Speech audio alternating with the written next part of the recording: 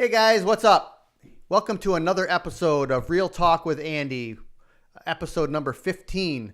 Today we're going to talk about a subject that's a little bit controversial. I know I'm going to get a little flack on this, and it is good debt versus bad debt, and when to know when to use debt in your business and if it's a good idea.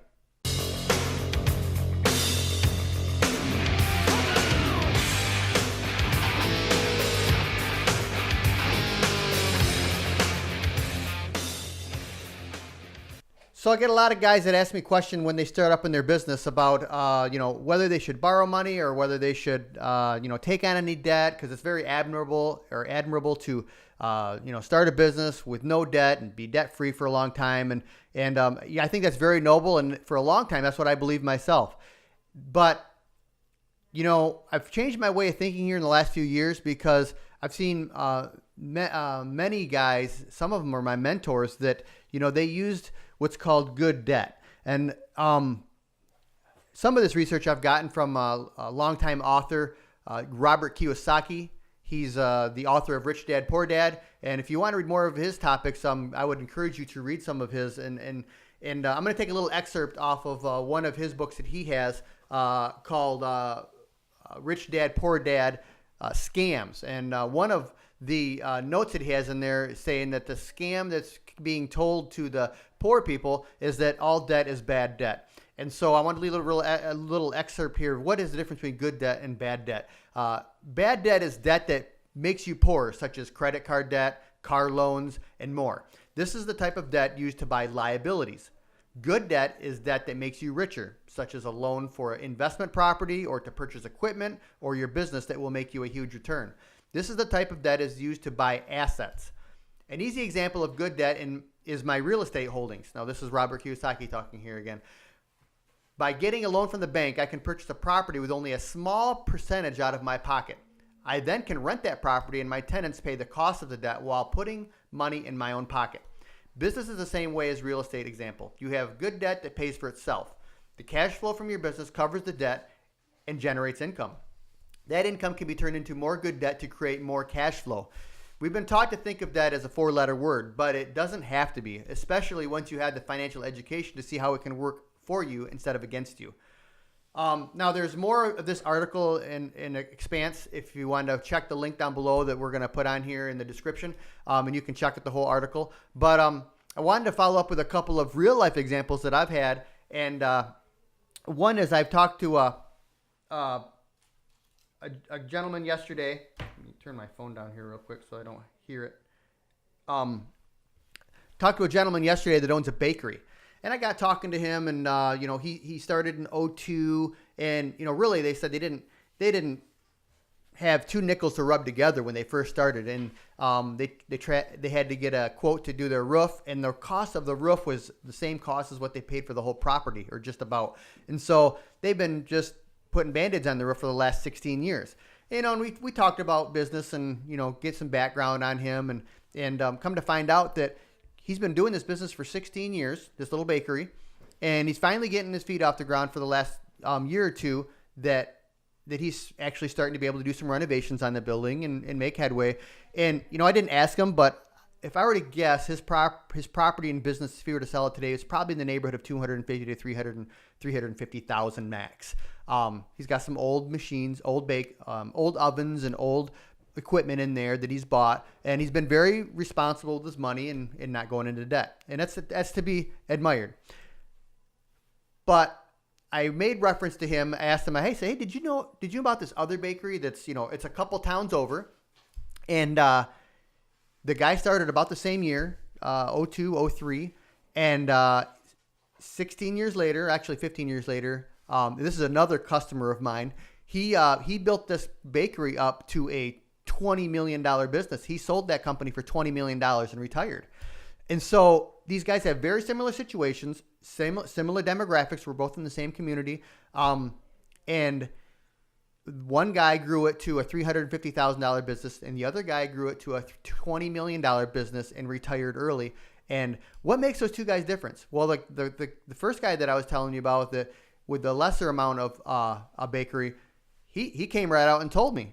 Well, the other guy, he built his business on debt. He borrowed the money and expanded fastly, and capitalized on his debt. And he says, he point blank says, I don't want to carry that kind of debt. Like I said, it's admirable for a guy to say that, but that's the safe way. That's really the safe way. And I really think a lot of people come from that side from fear because they don't trust themselves with that kind of money. They're afraid that they're going to squander it, that they feel like if they're entrusted with that kind of money, that they're not going to put it in the right places. But I want to tell you, a lot of you are going to have excuses and say, well, I still think that debt is bad and you shouldn't have this and have that. But as Grant Cardone would say, your excuses might be legit, but they're not going to improve your life. So I want to leave you with 3 tips on questions to ask yourself on how do I know if I should take on this debt or not? Maybe you're starting a new business, or maybe you've been in business, but you want to expand, you want to grow. Let me give you a few tips on how to do that. First tip, number 1, is have a plan. Have a good plan. Don't just say, well, I'm going to borrow some money so that I can, buy some equipment or buy a building. And you really need to have a plan to what you're going to do with that money and how you're going to execute it. And I'm going to have a couple subpoints under there. A, forecast your numbers out. You need to forecast your numbers out. What are your payments going to be? When is the money expected to be due back in? What's your interest rate? What are your terms? All these things you need to explore so that you know that you're getting a good deal on your money. You're not going to be paying too much for the loan, and you can actually bring money back in, revenue back in to more than pay for it and justify the borrowing of the money. Point number 2 under that is make sure you have a direct relation between the loan and actually having a source of revenue to cover that loan and to capitalize on that. And those are very important points, because if you don't have a little plan or a substantial plan to put into place that's going to recover that money, then you're not going to be responsible enough to know where that money is going to come from. You can't just throw care to the wind and hope that the money's going to come in. And I guess a little saying under that is you better have a good idea. You're not going to be able to do business as usual, just like everybody else, and hope that you're going to be able to pay that money back. So have a good idea also. Number 2 tip is you have to have way more upside than downside going into this. And what I mean by that is take a list on all the positive things and the negative things that could come out of, borrowing the money. So take a piece of paper, draw a line down the middle, put positive on the left, put negative on the right. And you might even want to have a friend or an associate or a spouse, somebody that you can bounce ideas off of, and write all the positive things and the negative things down. That'll help you air your ideas and maybe some of the negative things so that you know that you're making a good decision. If there's way more negative things or even amount of negative things, I wouldn't do it. But if there's way more upside to be taken from this, then sometimes taking on debt's a good idea. Point number 3, you got to be willing to work long, insane, brutal hours if you need to make this thing come to fruition. And some people are like, well, I'm going to work my butt off anyways. I'm going to get this loan and I'm going to work my butt off anyways. Sometimes in order to make it work, you're going to have to grind more than you thought you were going to have to at the beginning. So you have to be willing to pour everything you have into it so that you can make this loan work and you don't look like a fool at the end. Really, it's all about betting on yourself, right? I know I've used that term before, but you're betting on yourself. You're betting that you're going to leverage this amount of money and come out in the end better for it. For example, like I say right here, if you gained $100,000, whether it's an inheritance, you sold something of value or whatever, you have $100,000 tomorrow, you could put it into a mutual fund and gain just a little bit more than a savings account or, some kind of investment like that, and really not get any much more return than a savings account. Or you could take that $100,000 and you could buy a $500,000 building with it by putting $100,000 down. Now you have acquired a $500,000 property with only $100,000 of your own money. And that's good debt. So I'm sure you guys are going to have some comments down here below, and I'm more than willing to hear both sides of the story. But hopefully this has some value to you.